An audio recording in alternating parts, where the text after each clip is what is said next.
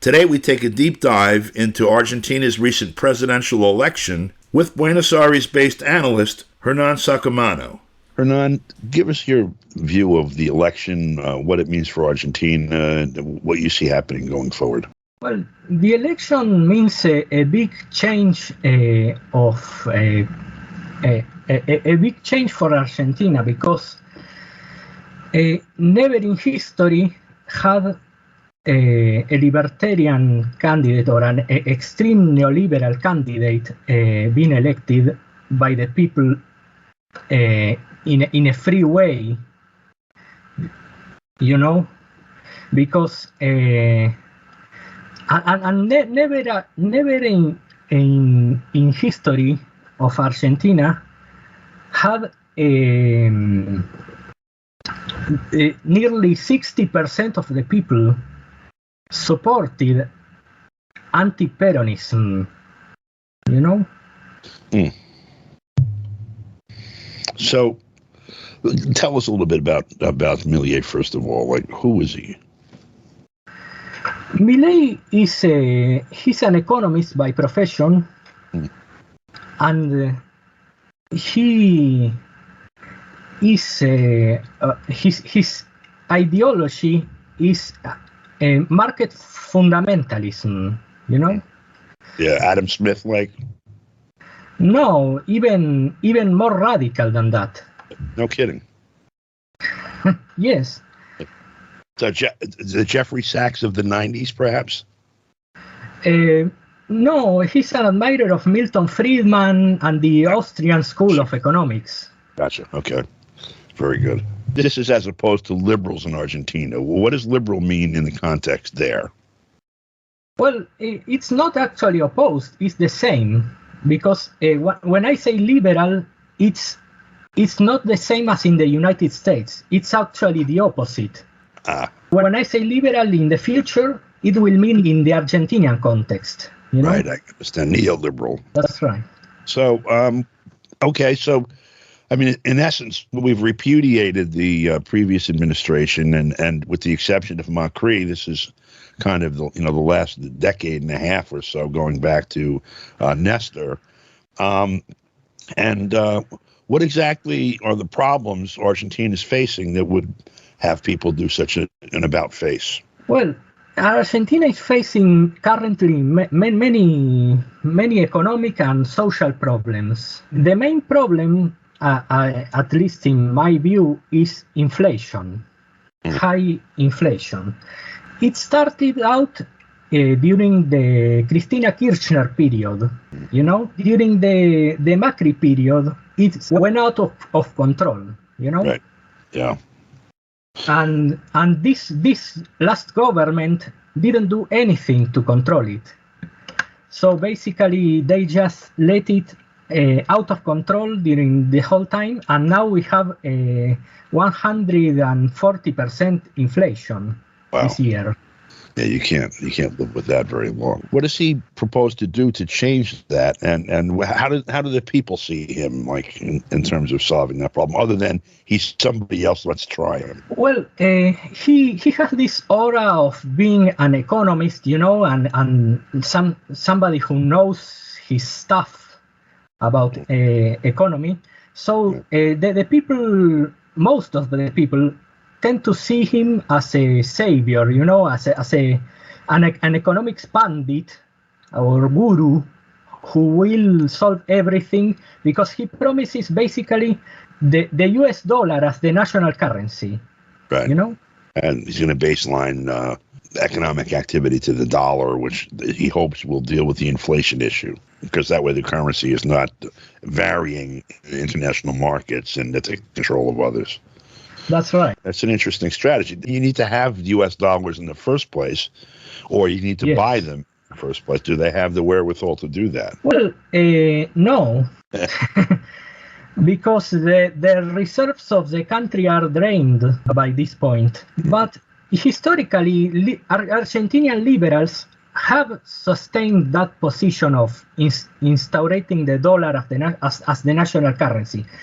But this is what Menem did in the 1990s.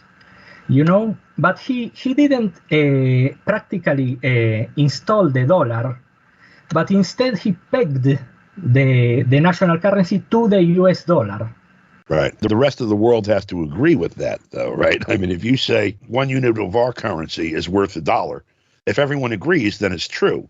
And if no one agrees, it's not true, and you're back to the same inflation rate. The other problem being, if you're going to convert to a dollar-backed or dollar currency regime, you have to buy the dollars, and if you have, would you say, 130% inflation, you're buying it with the currency you have now, which is already, way undervalued or overvalued. Yes, and it is estimated that to carry out his plan, he would need to devaluate even more the national currency first, no?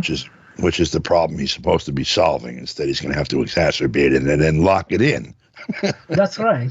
Yes. I wanted to ask you also what this was a response to. Is it only response to inflation, or is there a whole set of issues that went with the prior regimes? No, we have a whole set of issues. Along with inflation and devaluation of the currency, we here have a culture of saving in dollars, no?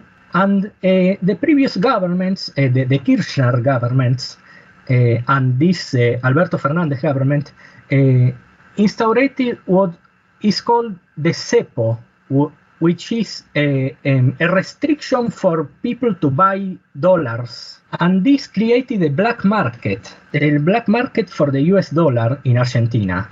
Mm. So it's kind of bifurcated the realities between what the official price of the dollar is and the price of the dollar for the black market. It sounds very much like the problem that they had both in the Soviet Union with Berioska stores and all of that, which ended up creating a huge drain on the rest of the economy because people would steal, in essence, things throughout the food chain of the economy. I'm the truck driver that brings tomatoes to market in the city, and instead the tomatoes fall off the truck and they end up sold for the other currency, the hard currency. And so the economy essentially collapses from the inside, through these kinds of theft.